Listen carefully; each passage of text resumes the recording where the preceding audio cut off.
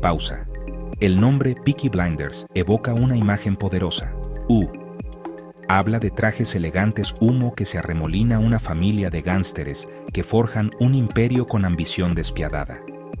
Esta es la leyenda amplificada por la televisión, susurrada por todo el mundo. Sin embargo, detrás de este mito romantizado yace una realidad más fría y cruda.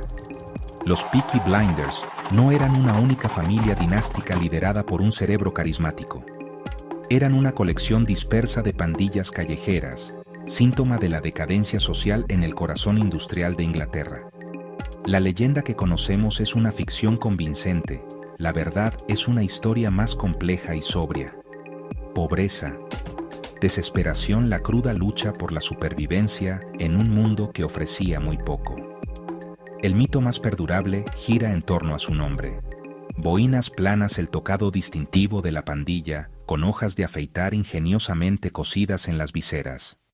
Un corte en la cabeza, dice la historia, podría cegar a un oponente.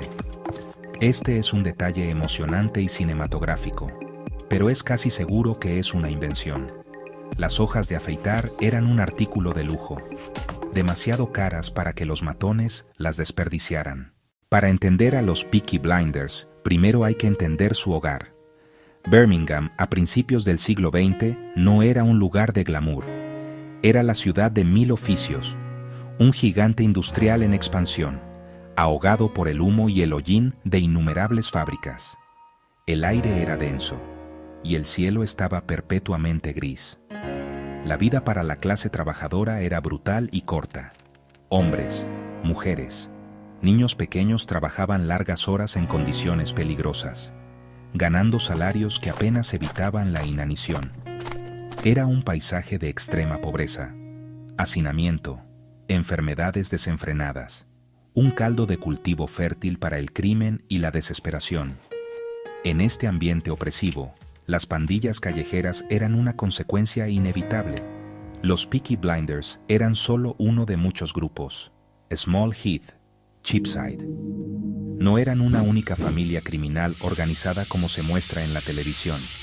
En cambio, el término Peaky Blinder se convirtió en una etiqueta genérica, utilizada por la prensa y el público, para describir a cualquier joven involucrado en la violencia callejera, que adoptara un estilo particular de vestimenta. No eran criminales experimentados, sino a menudo adolescentes, hombres de veintitantos. La realidad diaria, lejos de las reuniones estratégicas y las negociaciones a base de whisky. Pausa. Las actividades criminales de los Peaky Blinders históricos eran mucho menos ambiciosas que las de sus contrapartes ficticias. No estaban involucrados en el tráfico internacional de armas, la manipulación del Epsom Derby, el desafío al inframundo de Londres. Su imperio era hiperlocal, arraigados en la vida cotidiana.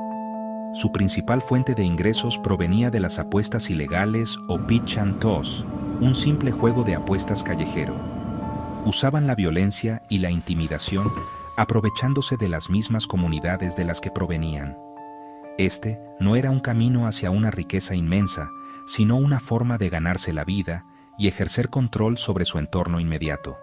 Más allá de las redes de apuestas, sus crímenes eran oportunistas y a menudo brutales.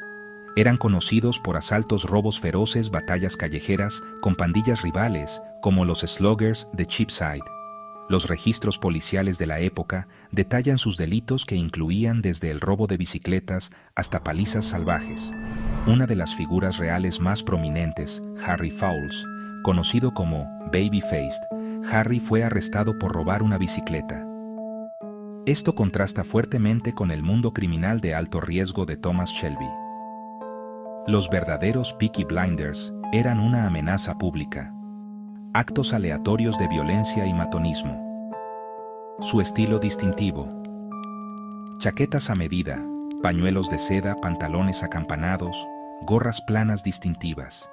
Vestirse tan elegantemente era un acto de desafío, fuera del sistema. No había un único jefe todopoderoso, colección fluida y descentralizada. Pausa. El viaje de los Peaky Blinders, de matones locales a íconos internacionales, es una historia de transformación mediática. En su época, su notoriedad fue construida por la prensa local. Los periódicos estaban llenos de informes sensacionalistas sobre sus crímenes. Los titulares gritaban sobre ultrajes asesinos y el reinado del terror. Artículos que a menudo exageraban su organización e influencia cimentaron el nombre en la conciencia pública. Eran retratados como una plaga, un pánico moral. Nombres en un libro de registro policial, no carismáticos antihéroes. El declive no fue una dramática guerra, sino un proceso lento y gradual.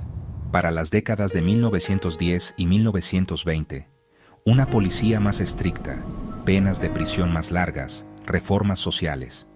Los miembros originales abandonaron ese estilo de vida. Fueron eclipsados por sindicatos más organizados, como los Birmingham Boys de Billy Kimber, controlando hipódromos en todo el país.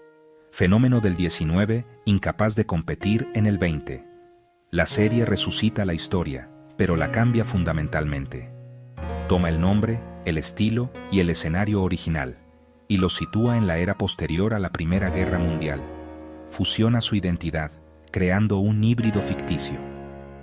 Thomas Shelby es una invención, una composición de arquetipos, complejidad, trauma y ambición.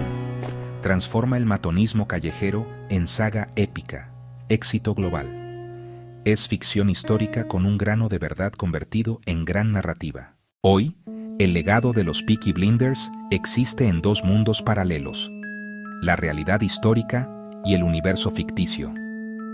La realidad es un sombrío recordatorio de los costos sociales. Industrialización. Pobreza. Es una historia de jóvenes marginados que recurrieron a la violencia, dejando un rastro de víctimas y miedo. No eran rebeldes glamorosos, sino un síntoma de los fracasos de una sociedad, lucha de clases. Un legado conservado en archivos policiales, registros judiciales y viejos periódicos.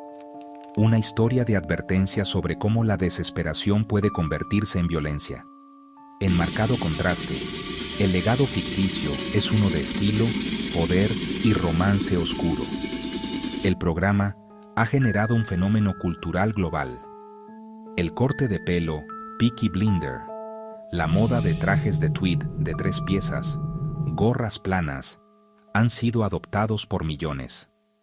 Pubs y eventos tienen temáticas basadas en la serie. Thomas Shelby se ha convertido en un icono moderno de la frialdad masculina y la genialidad estratégica. Este legado se trata de estética y actitud. Tiene poco que ver con la pandilla histórica, pero todo que ver con el poder de una historia bien contada. La inmensa popularidad plantea preguntas sobre cómo recordamos la historia. Peligro de que el glamour borre la cruda realidad. Disfrutemos del estilo, pero recordemos sus consecuencias reales y devastadoras. Las pandillas no eran héroes. Aterrorizaban a sus propias comunidades. ¿Cómo se forja una leyenda? Grano de verdad, prensa sensacionalista, memoria y la poderosa lente del drama televisivo. Un legado doble, pie de página, histórico y mito global. Por orden de los Peaky Blinders,